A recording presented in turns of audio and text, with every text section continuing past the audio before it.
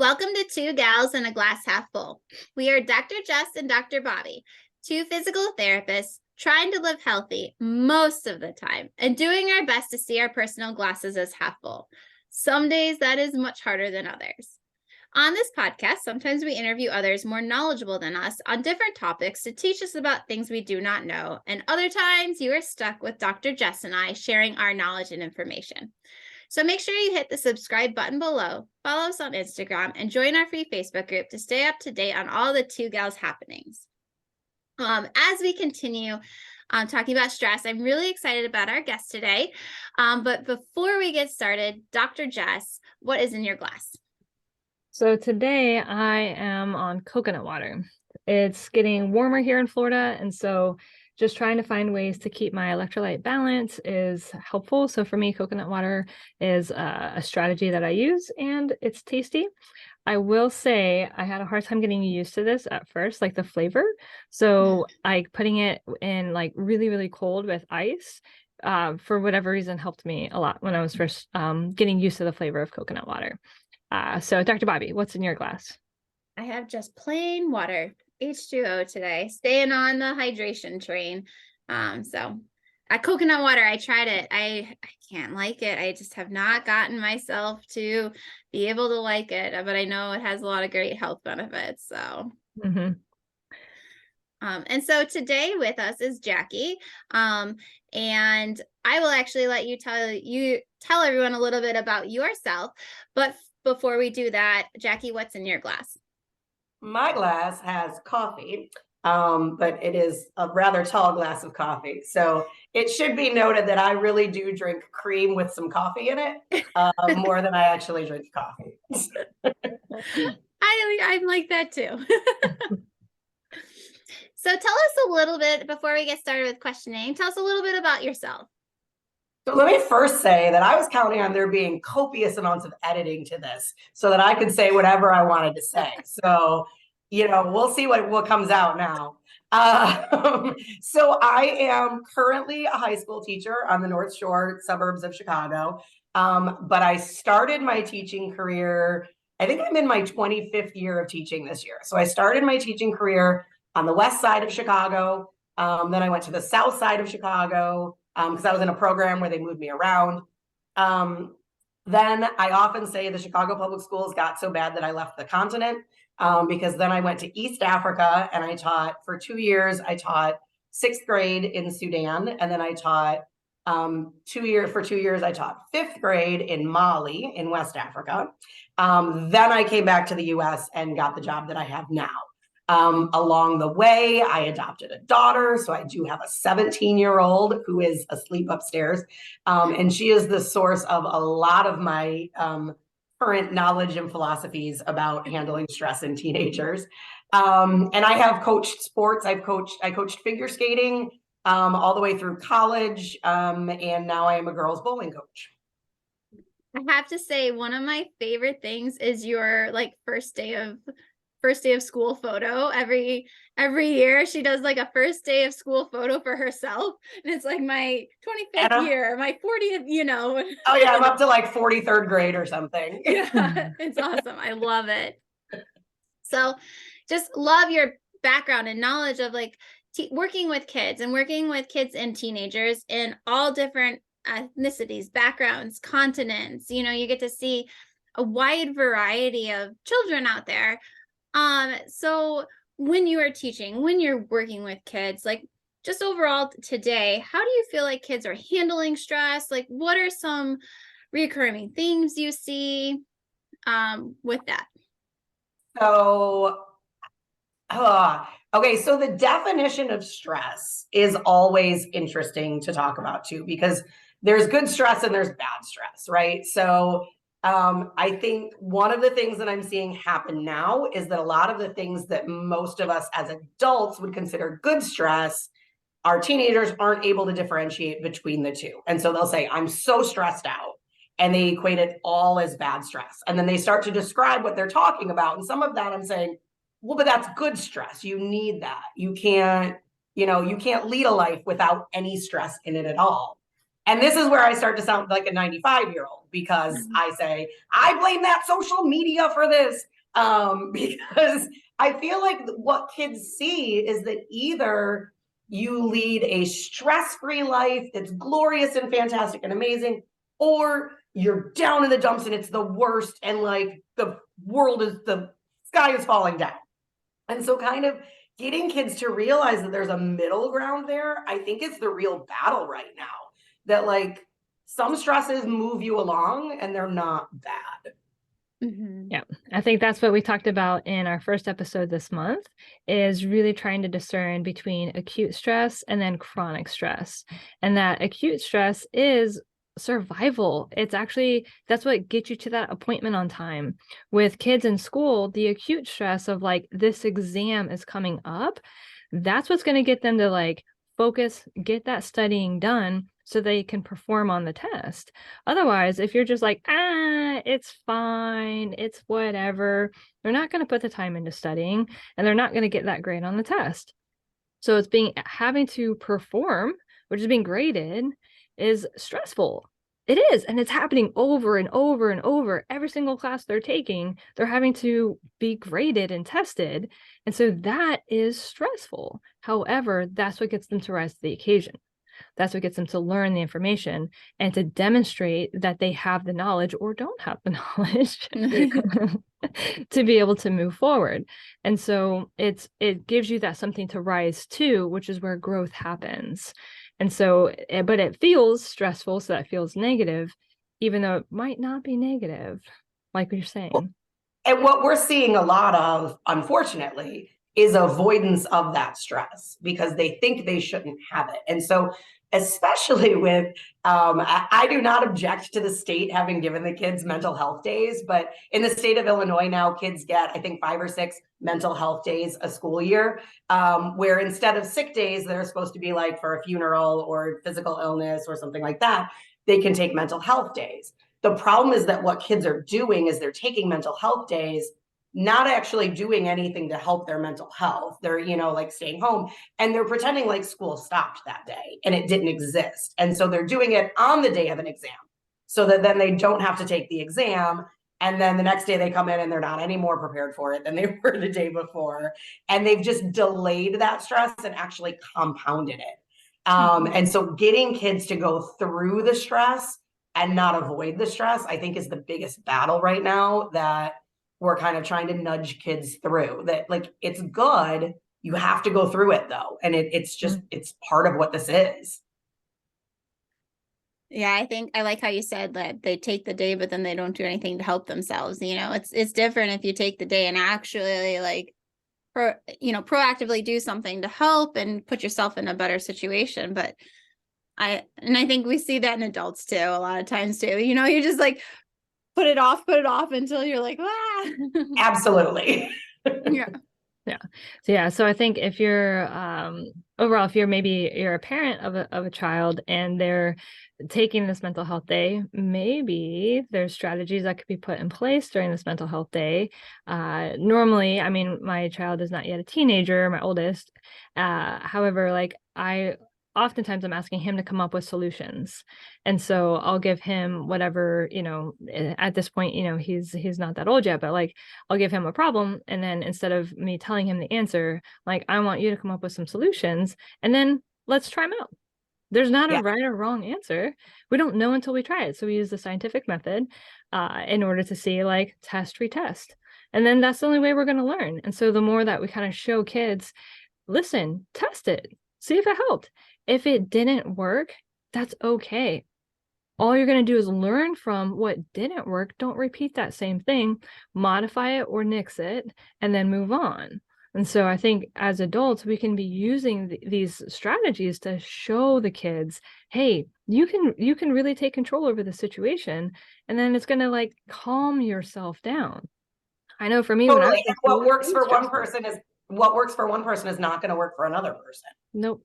And it's not black and white. There's not one strategy. That's the thing. And we're all different. We're all going to resonate with different things. And even with ourselves, one thing's not going to work. it depends on what's going on. How complicated is it? What's going on? Where am I in my sleep cycle and everything else? Like, is it multiple things that are going on? And I think that's where we can just really start at a young age of teaching kids how to implement some of these strategies and regain the control and learn that like a loss or a failure isn't necessarily bad. Like, oh, what? What? Failure's not bad? I did a whole big thing with my class last year on it because we have homerooms on celebrating failure and celebrating giving up. And it like kind of blew their minds. Mm-hmm. Yeah. The key to success is lots of failures. That's really what it comes down into, right? I always say if you haven't been successful, it means you haven't failed enough. Mm-hmm. You know, like you haven't tried, if nothing scared you, you haven't tried enough new things, you know, like you got to get out there and put yourself out there. Yeah. Yeah. So I think like the acute stress that's oftentimes being felt, I think I can see this a lot. I mean, I do have, teenagers that come in, so I always love picking their brain a little bit, as far as like, what's going on in life, what's cool. I have them teach me some like, trendy words, and then I use them incorrectly in sentences just to be cringy. Because I just love it. I do that to my daughter. I say the Instagram. No. It makes her nuts. Like, no, that's not how it works. I'm like, I do believe it is. Just kidding. Anyway, focused now. But I do think that's part of it's fear of failure leads to delaying what's going on, leads to increased stress, leads to more likelihood of failure. So 100%. The fear of failure increases the likelihood that it'll happen because you're avoiding everything that could be done to actually get ahead of that and try strategies to work. So I've seen this time and time and time again. And I live in a glass house. I've done this multiple times myself, especially in school, of like, I'm so overwhelmed by like, maybe there's 3 exams coming up or a paper as well. And you feel like there's so much going on. There's no way you're going to get it all done. And somebody's like, hey, do you want to go do X, Y, or Z? And you're like, absolutely. That sounds way better. For sure. That's way better than living in this, whatever this is. So as a teacher, what kind of strategies do you use to help students understand that all of this that's being put on their plate really is possible? Like, you're not asking too much of them. So I'll really try to get the kids to break everything down into smaller little chunks. And especially since COVID, I mean, one of the things I've realized, even pre-COVID, kids weren't really getting as much of the sort of like executive functioning stuff as they should have been getting. But since COVID, like when teachers had to lost time in the classroom and lost accessibility to teach, what they lost, instead of getting rid of content, is a lot of teachers got rid of that sort of executive functioning type stuff, that stuff that helps you get through life, how to make flashcards to study for a test, how to write stuff down in your assignment notebook, how to, do all these little itty bitty things that we don't realize kids have to be taught how to do. And I think that's what went out of the way when teachers were just in survival mode and they were like, oh my God, I have to teach this stuff. Especially like I have the luxury, I'm at a school where I teach a subject where I don't have to worry about like state standards or anything. There are no state standards for forensic science. So I got to get rid of whatever I wanted to get rid of. And so I can teach all of this stuff. So I literally do how to read a textbook. And some of my kids are seniors and they're like, what do you mean I can't just read it like a novel? And so like, I'll do all that kind of stuff. And so I'm finding that I have to do more and more and more of that kind of stuff. And so I will now sit the kids down and say, all right, first of all, you're trying to use your online management system that every school has now will generate a to-do list. That can't be your to-do list because there are things that exist outside of your computer. So let's find a way to make a to-do list that's separate from your computer that includes those things. Let's talk about how you can do a task. You don't have to do 50 tasks, but you can do a task and check it off. And then at the end of that task, ask yourself, is there another one on this list that I could tackle really quickly before I then go take a break and go do this other thing for 10 minutes, which I will set a timer for so that I don't go over my 10 minutes and then come back to my list. And so just really getting them to take these things that seem like these gargantuan tasks and break them down into itty bitty things. And of course, I know this because I have to do this for myself because I can't have a to-do list that says clean the kitchen. I have to have a to-do list that says sweep the floor, mop the floor, down the cabinet, wipe down the countertops, do the dishes in the sink, empty the dishwasher. Like I have to check off every little thing because if it just said clean the kitchen, I'd be like, no, I'm going to go watch TV for a while. I like that, giving like specific tasks and specific things. And I think those are, as adults, those are things that we forget we need to teach kids, because it's something that well, and I'm not going to speak for all adults, but for me, it's something that comes natural, is to like, you know, all of that type of stuff, and knowing, putting limits on and things like that. Like I have limits on my phone for social media that alert me when I've been on for a specific amount of time. And yes, I can choose to extend it, but it also is just that mental awareness of like, oh, maybe I spent a little too much on there today. Yeah, you have to make a conscious decision to keep doing it. Right. And so I think those are things that we, at least I think kids know, I think kids understand, and it's amazing kind of what we actually need to teach them, especially, you know, you're working with seniors. You would think by the age of 17, 18, that they're about to go, some of them in the working world. And you would think that they would know this, but in reality, if it's never been taught to them, how can they know something they've never been taught? You know what one of the weirdest things is? This is such a weird thing, and it drives me nuts, is that they want to get up and go to the bathroom like in the middle of a lecture. They'll raise their hand and be like, can I go to the bathroom? I'm like, no, there's stuff going on right now. Like, I understand you need to go to the bathroom, and class is only 40 minutes. Like, you had time to go to the bathroom beforehand. You have time to go to the bathroom after. And they're like, but I have to listen to my body, Miss Skinnan. I'm like, well, listen to it before class. Check it and ask it how it's doing.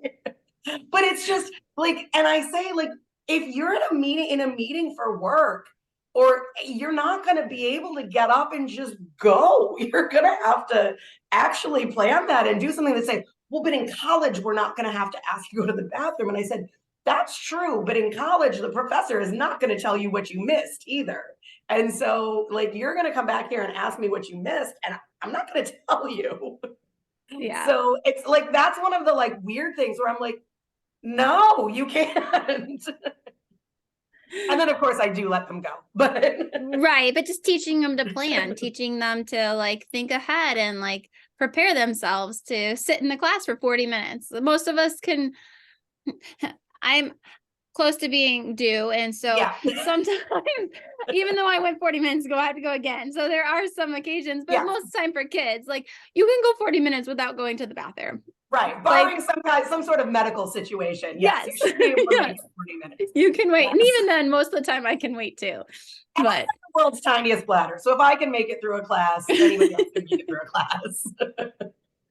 But I think that brings up a good point, is that what do you need to do to set yourself up for success? So what are like the basic check boxes to do that? And that starts like even like on how you set up your morning. So a really simple thing is, how do you prepare for whatever it's going to be to have a good day? And so leaving the house with everything that you need so that you're not in this like panic rush, whatever, is key. So what do you do to prepare for that? Well, the night ahead of time, when everything's quiet, make sure your lunch is ready, water bottle is packed, school bag is packed, double check that all of your homework assignments were complete. So just like a typical, even that is a checklist. What do we need to have a good start to the day? That way you get up in the morning, you get yourself ready, brush your teeth, and it's all ready to go.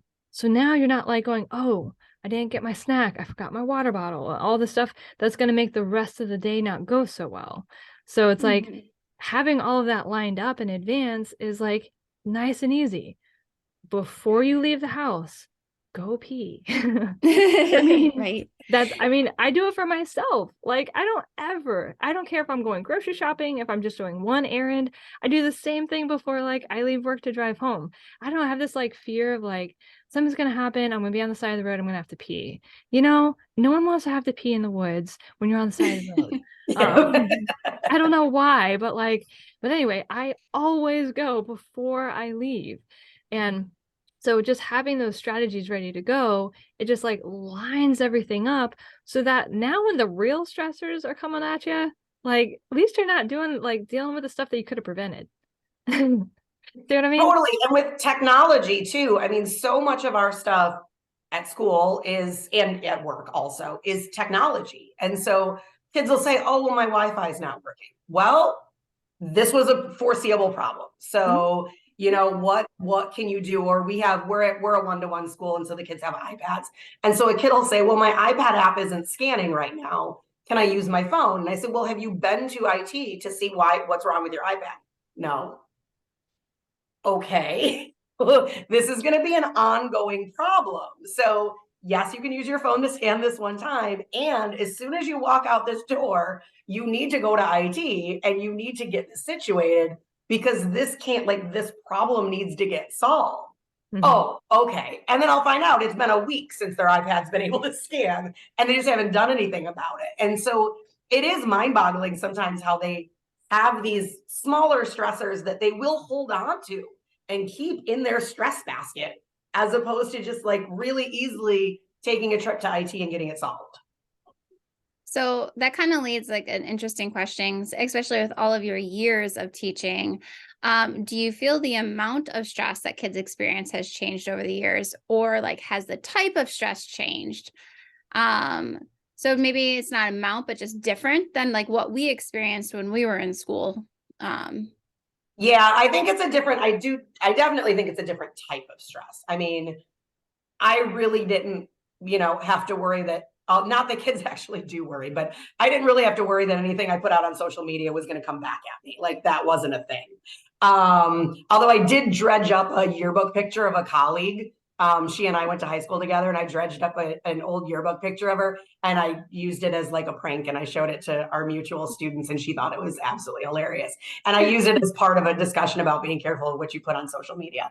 But so like they have to worry about that. I think they probably deal with a lot more imposter syndrome in terms of what sort of life they're leading, because I think they have that pressure to lead that Instagram life or that TikTok life. And they think that's what life is supposed to be like. And they don't realize that that's not what life was like. Whereas like when I was a kid, like it was just what you saw in your hallways. And so whatever was happening in your hallways at school, that was what you were comparing yourself to, which was bad enough on its own. But I wasn't comparing myself to kids from schools from completely different socioeconomic statuses and, all over different parts of the country and different types of family makeups and all that. Like they've got a lot more to compare themselves to and worry about trying to get to. I think also the college stress is insane now. When I was in high school, it was okay to go to vocational school. It was okay to go into a trade. It was okay to go do those other things. And now I feel like, as early as kindergarten, Eloise was in schools where every teacher had a college banner in their classroom. And then like they were doing college things or whatever. And I was just going, it's okay if they don't go to college. It's all right. There are other options. There are other things they can do. And so I think that stress starts really early. And it's because the college stuff is just so much more accessible. Again, when I was looking at college, it was what names do you know and who sent you pamphlets in the mail. And now they've got the internet and they've got access to every single college in the country. I applied to 3 schools. Kids are applying to an average of 10 schools at my school now, which my mother never would have paid those application fees. Right? Well, I read something and it really made me think, which is so true, is like talking to, basically what I was saying is they were at a graduation party and, the person noticed that everyone was asking, what college are you going to? What are your plans? Like this. And the kid was like, oh, I'm not sure. And so this person made a conscious effort to decide to say, what fun things do you have planned for the summer? Like, what are you gonna do? And they said that the kid just lit up and talked about how they want to travel and that they didn't want to go to college and they want to do this. And like, it just made me, and it was this year that I read it.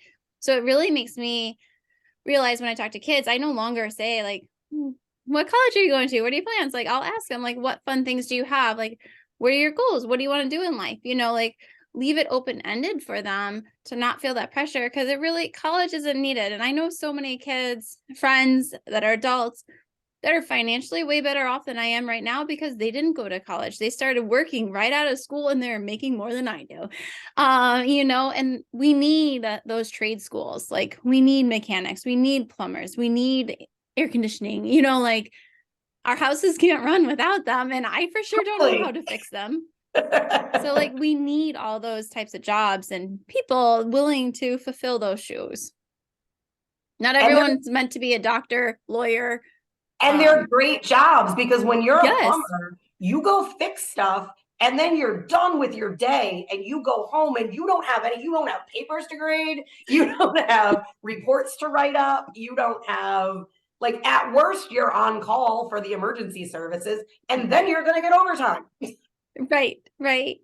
Yeah, no, it's definitely, that is one part that I have really changed about how I talk to kids, how I ask kids, because I realize the importance of that and the stress of that.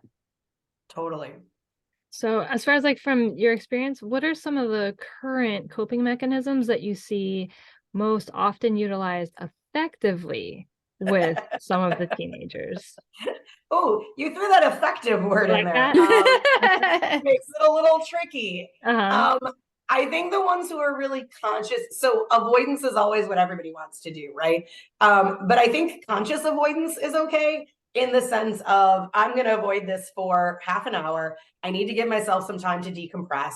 I need to go talk to a friend. I need to watch TV. I need to put on my headphones and draw for a while. But I'm only going to do it for half an hour. And then I'm going to come back and I'm going to start to tackle some of the tasks I need to tackle. I think definitely kids are really good about checking in with their friends, and talking to their friends and working stuff out with their friends. Interestingly, kids these days, again, I'm 90, are great about going to therapy, talking about mental health, talking about coping strategies with each other. There is so much not shame in going to a therapist and saying like, well, this is what my therapist told me last night, and and they will share that with their friends, and their friends are like, oh, that's really interesting. And so I think that sharing with friends piece is really important, and they're really good at that. What else? Exercise. I mean, exercise is amazing because it gets them. And I know for me personally, my mom would tell me to exercise and I'm like, shut up, because that just seemed like more stress to me. But really, once they go out, because then it just gives your brain that time to churn and process whatever it needs to churn and process while you're doing whatever this exercise activity is. And so I think exercise is really huge too. And it just gives your body a refresh as well. Mm-hmm. Yeah, I remember when I was in grad school and we'd be studying, there's so much studying. One of the things that we would do, that's like Guitar Hero, was like a really popular game then. And so we would take these breaks. We get through like a section and we would take a break and we would allow ourselves 2 Guitar Hero songs. So it was like a predefined amount of time. And the cool thing that we noticed is, one, it kept us more alert when we were studying, and it made our brain work in a different way. So when you're playing Guitar Hero, you're visually tracking on the screen, but then you're doing motor control with your hand. And so obviously, being physical therapy students, we're like super geeky about that kind of stuff. However, that was actually quite beneficial to like get the neurons in the brain waking up. It is a little stressful, right? Because like you're having to hit it before it leaves the screen. So there's the acute stress part of it. It's raising my respiration rate. It's raising my heart rate. Everything's like beating a little bit faster. So that's actually a version of stress, right? Playing a video game is stressful, actually. Like some of these games are like, I'm like, whoa, this is way over my pay grade. But it woke me up enough that I kind of like, whew, all right, now ready to go back to whatever it was that I was focusing on. So that can be like I know all of these little breaks that you take, as long as it's not, too long and you get too engaged in it, you forget, you kind of leave your focus. It's crazy helpful for studying for an exam. I don't know, Dr. Bobbie, what were some of the other things that we did when we were in school? Some of the things when we had a lot of things to do is we would go for a run. But when we'd run, we just kind of quiz each other, just throw information out. So like we were still getting the studying done. And it was almost, when I ask a question to Dr. Jess, I was asking a question off of my memory. So I had to remember it and then test her and then vice versa. So I think that's another thing we did. Another thing that was really important for us was I would say is like Fridays were once school ended on Friday, and granted, we're in school like 8 to 4, 8 to 5, sometimes Fridays was a little bit earlier, but it was a long period. Fridays after school was done, there was no work that night. Every other day of the week, there was work. There was something that had to be done. But Friday afternoons after school, like we allowed that to be our one time where there was no more work that whole night. That's and I think that sacred time. Yeah. Yeah, it was really important for us to for me to know, like, if I could just get through, like Saturday morning came and I would get back up studying, and we'd normally go to the beach. We were down in Florida. Like we'd still have stuff we'd do on the weekends, but there was always an amount of time on the weekend that was dedicated to studying. So that Friday afternoon was so sacred because there was nothing. It was just fun. Yeah. And then we, I think, again, with when we use that time, we didn't use that time to go sit inside and watch TV. So we use that time. We typically, if the weather was good, we'd always be, playing volleyball out at the beach. We'd go for runs. We'd go, we'd be outside and we'd be engaging with peers. And so it was our time to get outside, get exercise in, connect with other people. And it just kind of like filled our bucket in so many different ways.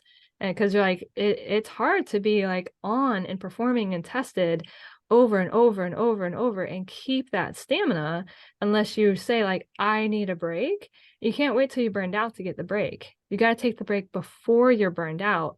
That way you kind of keep that pace, which is what it is when kids are in school. It's keeping that pace so that they don't get to the point where they're just like, I'm done. Like I can't, I'm just going to avoid this completely. So how can we catch them before they get to that?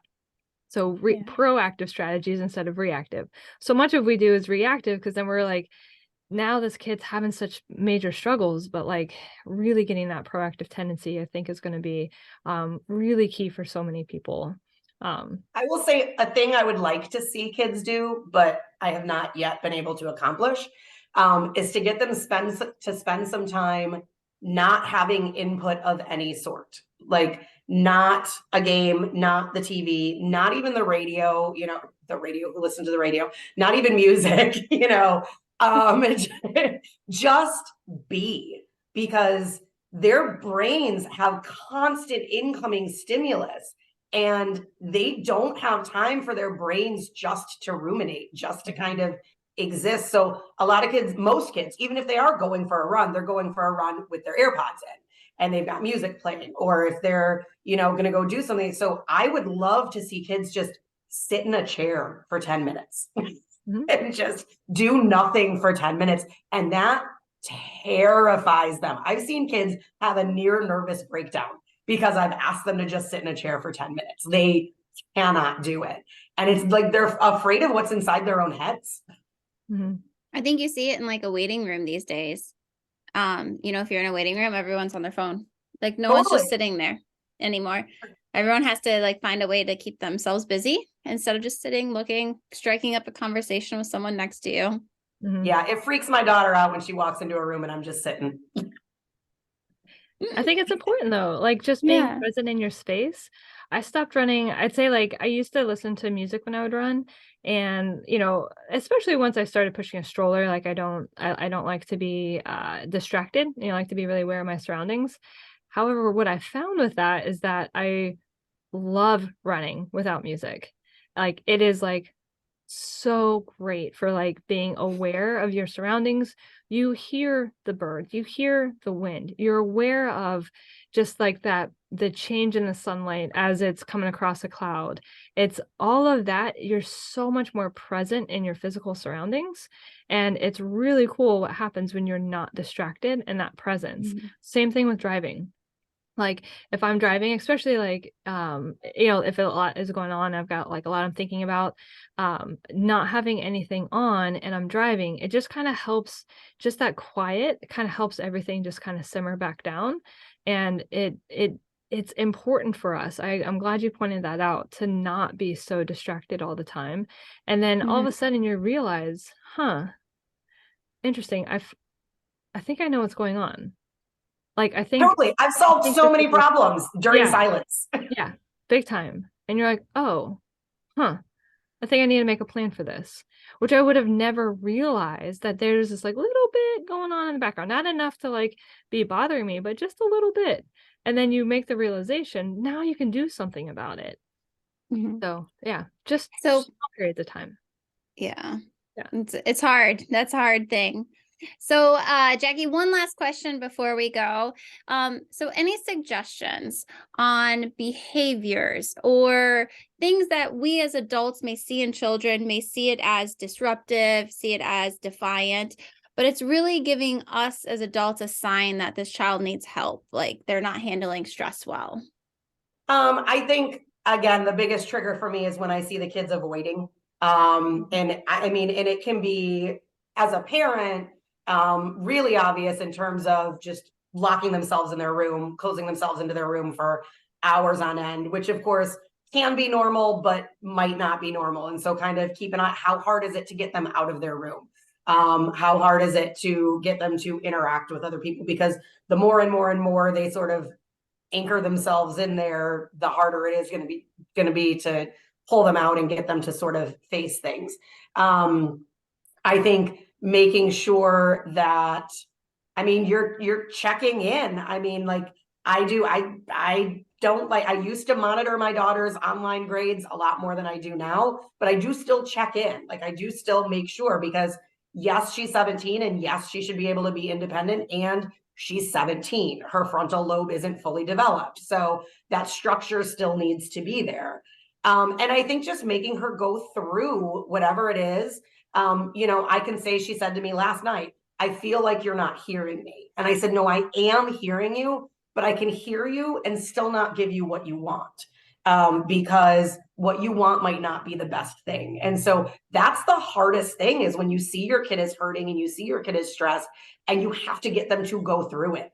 And you know it's going to hurt while they're doing it, but you also know it's what's best for them. So holding that line for them when that line needs to be held, I think is probably one of the biggest things a parent can do when you notice your kid doing that squirming, I got to get out of this thing.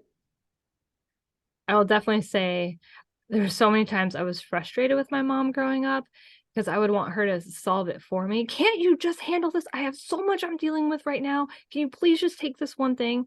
And she would, like, so calmly, what have you done so far for this? Nothing.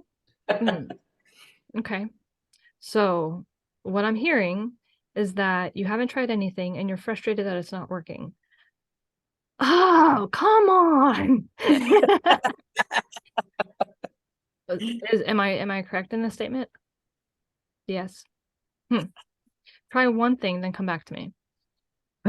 Fine. And guess what? That one thing oftentimes worked. Of course it did. Yeah.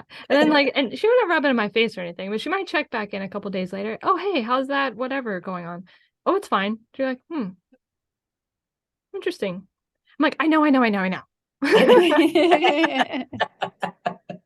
But what it taught me is that sometimes just one thing pushes you forward.